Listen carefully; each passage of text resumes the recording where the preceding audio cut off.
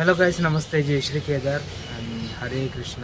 Present నేను వచ్చేసి మథురాలో ఉన్నాను. అండ్ నిన్న ఏంటంటే తాజ్మహల్ చూసిన తర్వాత అక్కడి నుంచి నేను షాప్కి వెళ్ళి నా సైకిల్ అయితే తీసుకున్నాను.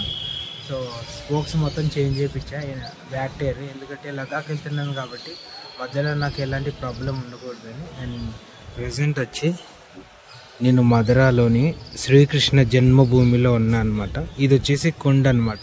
యాక్చువల్లీ ఇదేదో వర్క్ అవుతుంది, లేజర్ లైటింగ్. అండ్ ఈ పక్కనే ఒక ఆశ్రమం ఉందన్నమాట. సో నేనైతే నైట్ దాంట్లోనే ఉన్నాను. సో ఇదే అన్నమాట శ్రీకృష్ణ జన్మస్థాన్.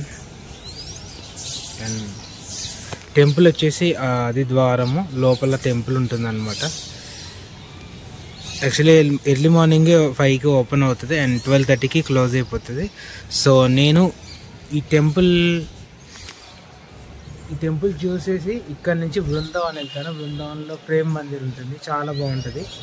సో ఇక్కడ నుంచి 16 కిలోమీటర్స్ ఉంటుంది. అది నైట్లో కూడా చూడాలి, చాలా బాగుంటుంది అనమాట, లైటింగ్ షో. సో అది కూడా చూపిస్తాను. మీరు లైఫ్లో ఎప్పుడూ చూడని ప్లేస్ అనమాట అది. అండ్ ఎప్పుడో ఒకసారైనా ఖచ్చితంగా మీరు లైఫ్లో పాసిబుల్ ఉంటే టైం తీసుకొని మరి ప్రేమ్ మందిర్ అయితే ఖచ్చితంగా వెళ్ళండి, చాలా బాగుంటుంది అనమాట. ఇక్కడ నుంచి 16 కిలోమీటర్స్ ఉంటుంది. సో నేను ఇక్కడ ఇది దర్శనం చేసేసుకొని ఒక కాసేపట్లో ఆఫ్టర్నూన్ ముందే వెళ్ళిపోతాను. అట్లా వెళ్ళిపోయి అక్కడ సో అక్కడ ఆశ్రమం కానీ సో పాసిబుల్ అయితే ఎట్లానో చూసి ఇంకా నైట్ కూడా మీకు ప్రేమ్ మందిర్ అది కూడా చూపిస్తాను అనమాట. సో ప్రజెంట్ అయితే నేను మన శ్రీకృష్ణ జన్మస్థాన్కి అయితే వెళ్ళిపోతున్నాను. సో పాసిబుల్ ఉంటే లోపల కూడా నేనైతే చూపిస్తాను మీకు, మొబైల్ అలౌడ్ ఉంటేనే అది కూడా.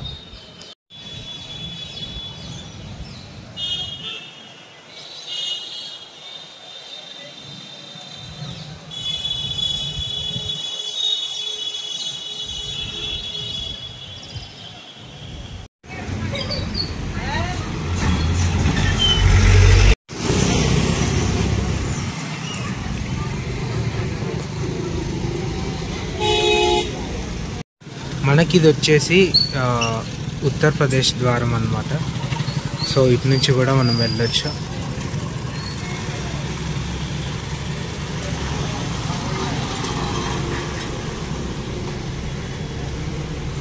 ఇదే స్ట్రీట్ అన్నమాట. అండ్ ఎంట్రీ ఇదే. పబ్లిక్ అయితే చాలా ఉన్నారు మార్నింగే.